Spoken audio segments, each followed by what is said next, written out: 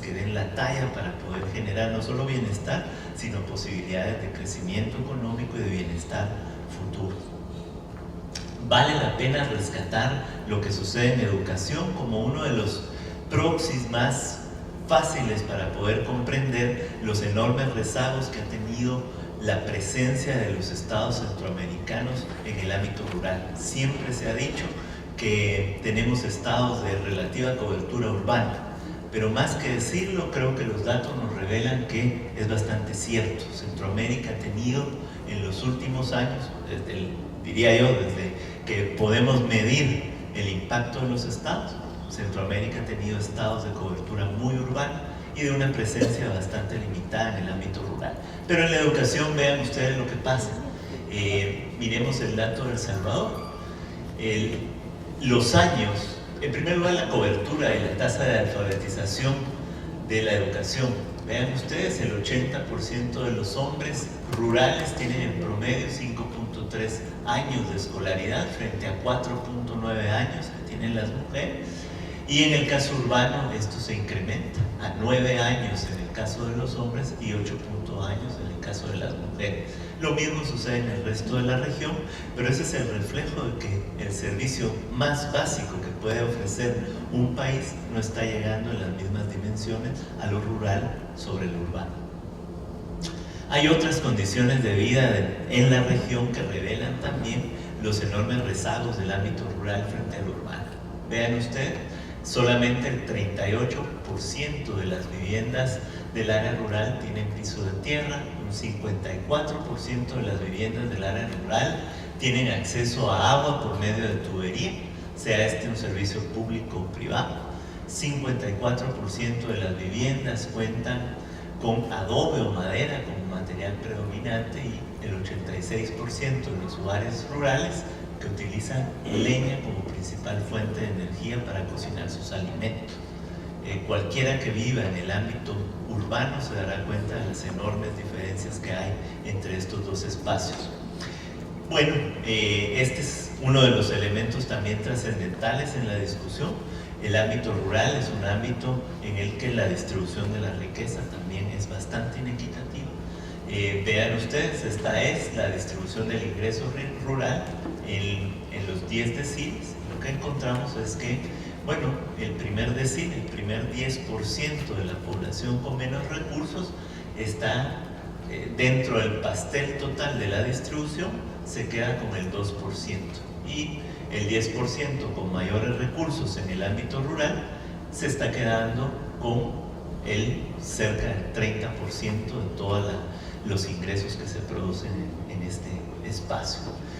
Ya adentrándonos en la medición del desarrollo rural de Centroamérica, lo primero que hay que decir es que hemos entendido el desarrollo rural como el proceso de ampliación de las oportunidades de acceso a bienes y servicios, así como el fortalecimiento de capacidades para tomar decisiones de las comunidades rurales, y en particular de aquellos sectores y estratos marginados y subordinados.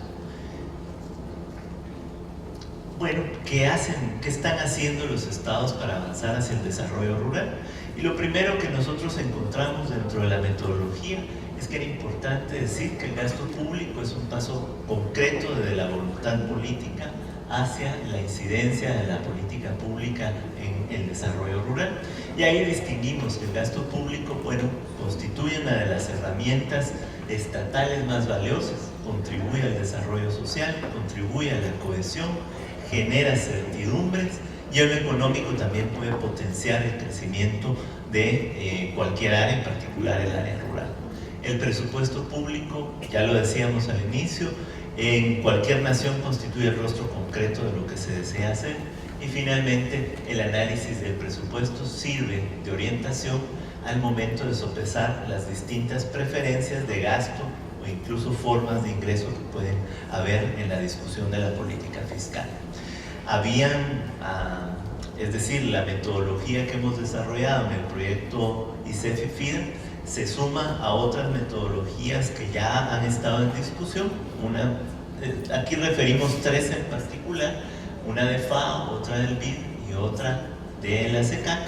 Y básicamente nosotros observamos un poco qué información presupuestaria había, qué datos nos proveían los planes operativos anuales en Centroamérica, y a partir de estas tres metodologías desarrollamos una metodología en particular que podía ser replicable en el tiempo y en toda la región.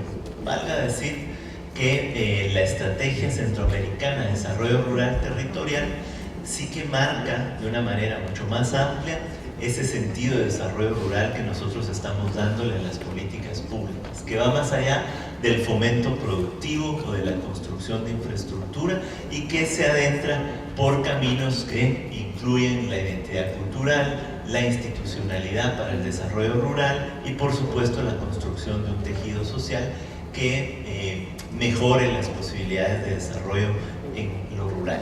A partir de estas tres metodologías, nosotros distinguimos 5 elementos que deben estar al momento de revisar los presupuestos públicos de la región.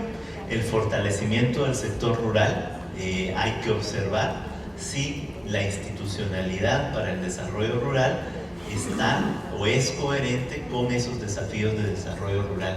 Aquí valga distinguir que dentro de ese fortalecimiento están tanto las instituciones como organismos, como también el marco legal. Y lo que encontramos es que, por lo menos en los 4 países del norte de Centroamérica, solo Honduras cuenta con una ley que especifica las reglas de juego en materia de desarrollo rural. El resto de países hay algunos esfuerzos, pero no tienen una ley específica que ponga las reglas de juego claras, que diga quién coordina, quién es el ente regulador del tema, ni otros elementos desde el marco legal para el desarrollo rural. Los programas de protección social intentan incluir una mirada más amplia. El desarrollo rural no solo es el fortalecimiento de los espacios para mejorar el sector agrícola, también hay que reconocer que el desarrollo rural requiere educación, salud, seguridad social y protección social. En el ámbito de infraestructura rural, pues lo que encontramos es que los estados sí están haciendo inversiones en caminos rurales, en infraestructura, y merecen su propio espacio dentro de la metodología. Recuerden ustedes que la formación bruta de capital, es decir, ese tipo de inversiones, tienen como dividendo la posibilidad de un crecimiento, de potenciar el crecimiento económico y de aumentar las posibilidades de ese crecimiento. En el caso de la protección ambiental, pues en lo rural hay una relación con el medio ambiente mucho mayor de lo que se observa en lo urbano, pero también hay que reconocer que frente a las fuerzas del trabajo, la protección ambiental constituye un equilibrio entre esas fuerzas del trabajo con las fuerzas de la naturaleza, que no caminan tan rápido como esas fuerzas del hombre. Y en el caso del tejido social e identidad cultural, pues ahí lo que delimitamos son los espacios para la construcción de la cohesión social, del liderazgo comunitario, de las posibilidades de generar un espacio rural mucho más gestionable, mucho más gobernable. Ya con esto, permítanme presentarles algunas de las cifras que dicen los documentos. Todos son públicos, los pueden bajar ustedes del sitio de ICEFI, y tenemos un stand en el que también están a su completo alcance. Vean lo que nos dan los datos.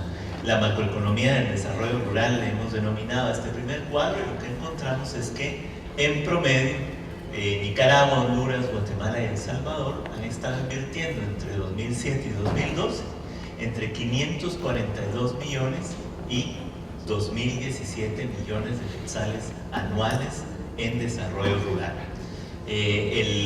La inversión per cápita anual, El Salvador tiene la inversión más alta de la región, con alrededor de $517, y la prioridad macroeconómica, es decir, esa inversión en desarrollo rural representada dentro del total de la producción de los países, nos dice que bueno, la región invierte entre el 4.9 y el 8.5% de su Producto Interno Bruto en inversiones para el desarrollo rural.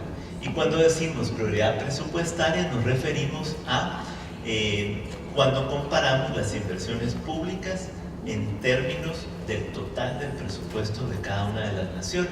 Y aquí encontramos que, bueno, El Salvador, en términos de su presupuesto, es el país que menos está invirtiendo en desarrollo rural. Más adelante vamos a ver a profundidad la información del Salvador, pero vean ustedes que en el resto de países estudiados, cerca de una cuarta parte de los presupuestos se está destinando a programas de desarrollo rural. Estos son, quizá por tiempo, lo pueden encontrar ustedes en los documentos. Y aquí me permito ver, no necesariamente, lo que esta gráfica nos está advirtiendo es que no necesariamente los países con mayor población rural son los países que están haciendo más inversiones en el ámbito rural. Y aquí encontramos pues, los ejemplos de Guatemala, Nicaragua, Honduras y El Salvador. La división de la metodología nos permite hacer una división mucho más clara de las inversiones en desarrollo rural, y aquí por ejemplo podemos encontrarla en su nivel más agregado, que son los ejes, los 5 ejes que discutíamos originalmente. Y lo que ustedes pueden encontrar es que inversiones para el fortalecimiento del sector rural pues tenemos bastante limitadas, menos del 20%. Los programas de protección social se han constituido en las mayores inversiones en desarrollo rural, y la infraestructura rural con algunos vaivenes que tienen que ver en muchos casos con las posibilidades de financiamiento. Y finalmente protección ambiental es una inversión muy marginal frente a las minúsculas, nimias inversiones en tejido social e identidad cultural.